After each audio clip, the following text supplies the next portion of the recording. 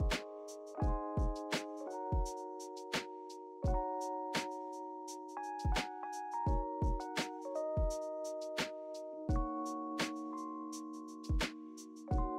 welcome to Patchwork and Friends. Maggie, how are you today? Hi, I'm good. How are you, Claire? I'm fabulous. Good. So, you know what? Let's start out with who are you and what do you do? I'm Maggie Butler. I am a graphic designer and an artist. And I work with PATCHWORKdigital. So I'm excited to be here. Tell us about your upbringing. Where did you grow up? I grew up just outside of Milwaukee. My family has been in Milwaukee County for my whole life. So we started in St. Francis and moved to Franklin, and I spent most of my childhood and high school years in Franklin. And now I stay here in Milwaukee. I'm in Bayview. Very cool. What were your dreams as a child? Are they the same as what they are today? Yeah, actually, so when I was a kid, I had always wanted to be an artist. So I had kind of on one hand with my mom kind of giving me this spiritual, do you follow your heart? You know, she was always very supportive in that way. And then I had the practical side from my dad who was like, you need to also make money. So, fair. Yeah, he's an accountant. So, okay.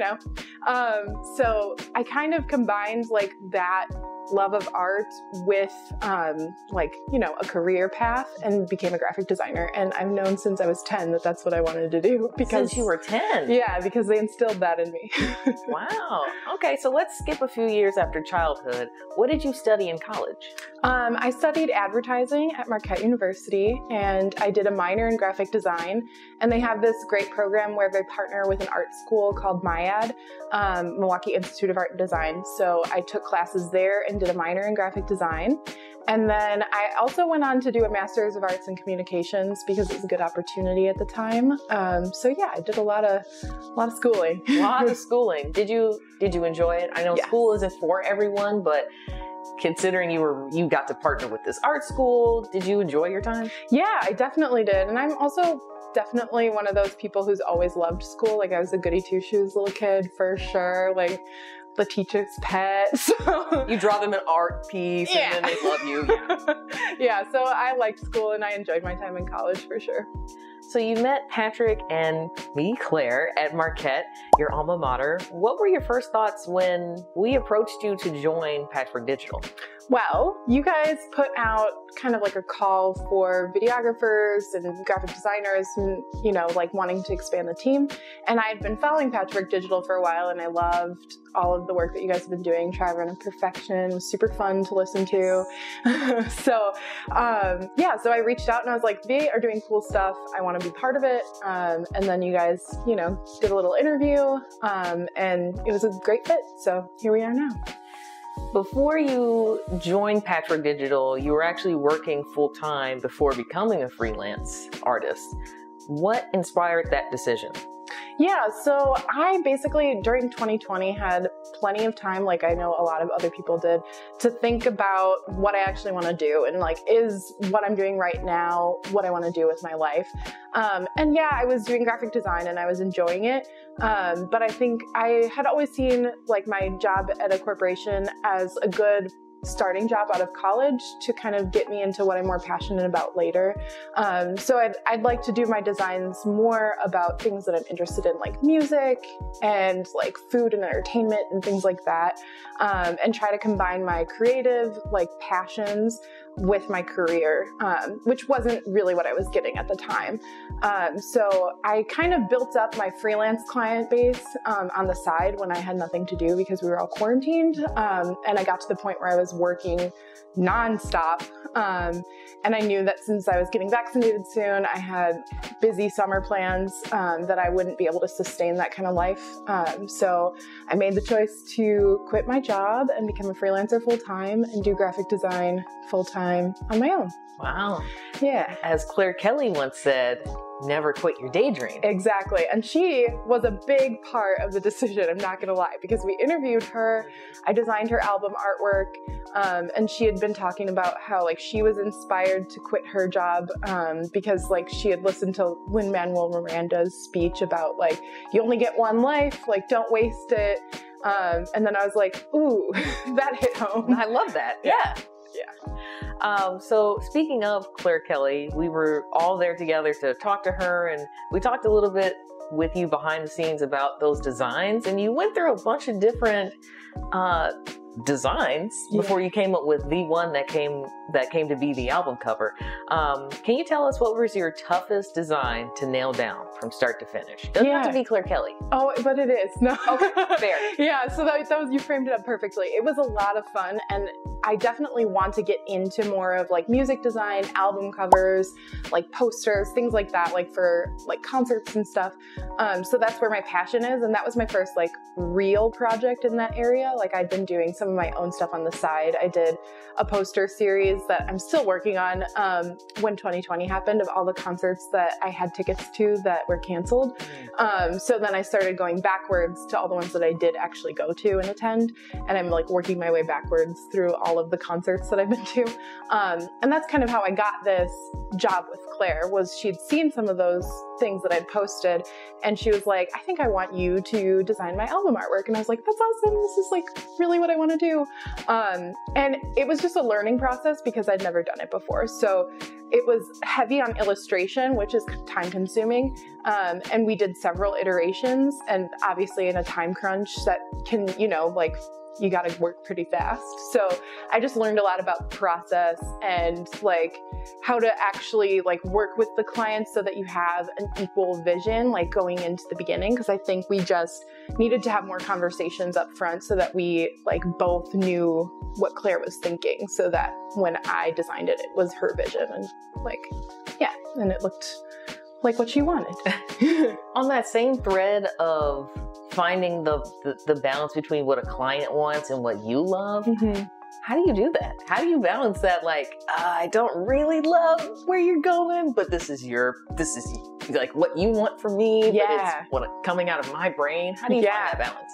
I think as a graphic designer, that's just something that's a skill that you develop, especially in art school and like in a corporate job, because you just kind of have to think about how it's going to best fit your audience and your client. So yes, it's your art and it's your baby, but at the same time, like someone's paying you to do this. So like you can save your own personal stuff for like your own artwork that maybe you sell like online or at art shows or whatever. But when someone's hiring you and commissioning you to do work, you kind of have to strike a balance between like, this is what I like and this is what they need. So I like to do multiple iterations so that they can see like 2 or 3 different versions, depending on how intense the project is. And then they can see like what I was thinking, what they asked for, and then maybe somewhere in between. And then we can work together and make it more collaborative so that they feel like they're part of the process the entire time, and it's like a group team effort. And maybe we'll arrive at a better decision than what they had in mind or what I had in mind by meeting somewhere in the middle. Gotcha.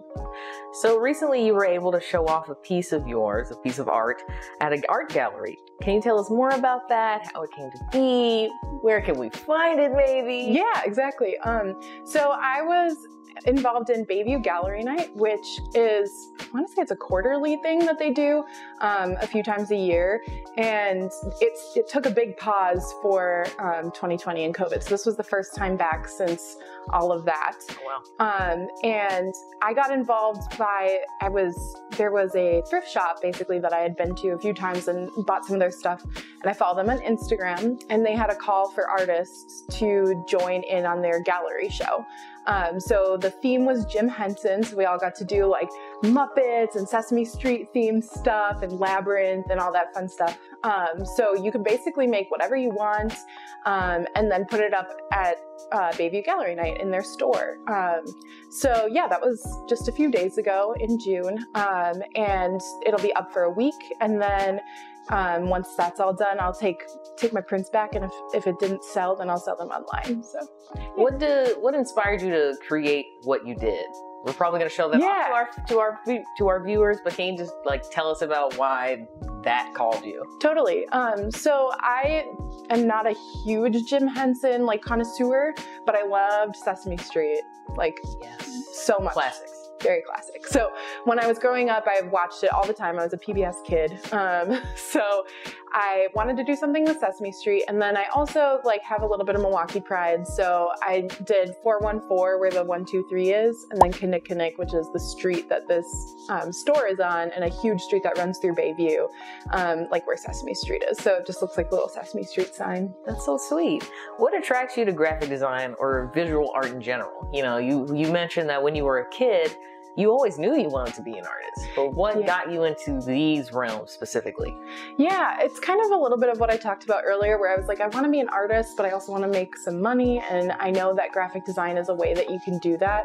And as a freelancer specifically, I have a little bit more time to focus on the visual art that I like to do. So I'm hoping to get into more of like greeting card type stuff and pins, like enamel pins, and selling some actual merch and things on my website, like actual prints and artwork that I work on that I'm passionate about. But at the same time, I need like that constant like flow of money from to have like clients that I'm actually working with as a graphic designer. If you could write a greeting card right now, oh my gosh, on the spot, what would it say? Oh my God.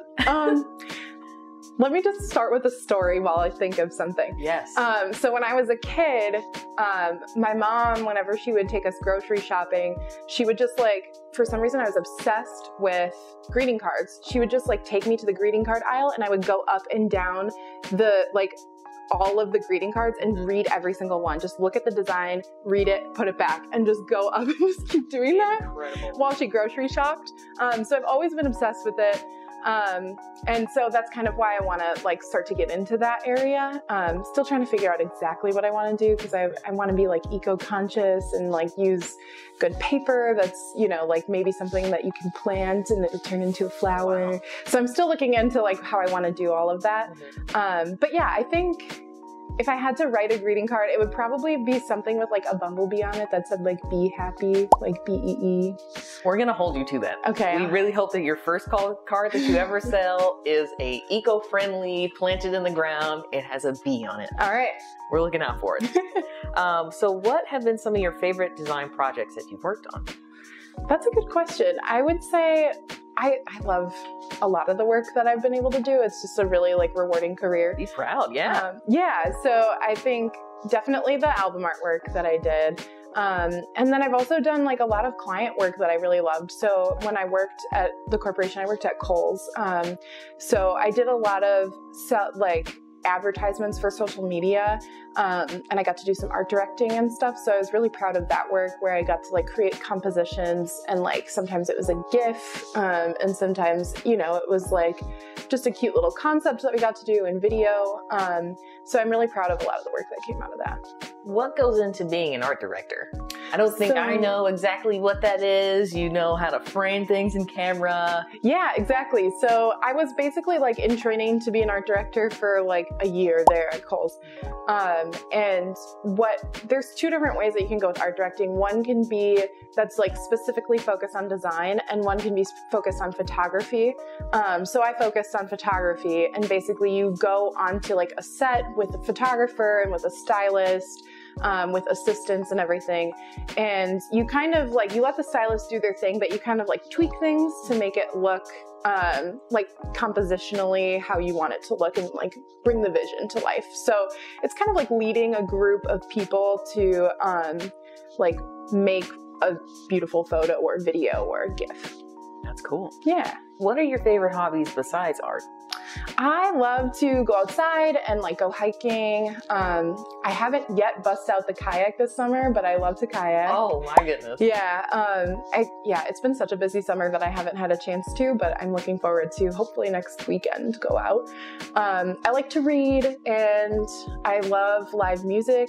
Now that concerts are slowly starting to bring their way back into the world, I'm very much looking forward to that. That's awesome. What do you love most about living in Milwaukee? Milwaukee County, Bayview. Yeah, I'd say the summers. We have a beautiful, beautiful lakefront. We have awesome festivals. And I feel like Milwaukee just comes alive in the summertime. Like everybody kind of hibernates when it's cold in the winter. But even just like this past Friday when we were out for Bayview Gallery Night, it was like the city was alive and lit up. And the Bucks were, you know, on Friday too. They had on fire. Game. Yes. So they were, you know, they're in the playoffs and everybody was out and about and it was just a lot of fun. Speaking of the Bucks, we have some this or that rapid fire questions. Ooh. Are you ready? I am so ready. Let's start with the Milwaukee themed. Bucks or Brewers? Ooh. That's really hard. I would say, Yeah. I feel like I want to say Bucks because like I'm so in the heat of the moment right now, but I've been a Brewers fan for longer. So I think I'm going to have to go Brewers. All right. From a design perspective, Apple or Microsoft? Apple. Easy. Okay. Movies or television?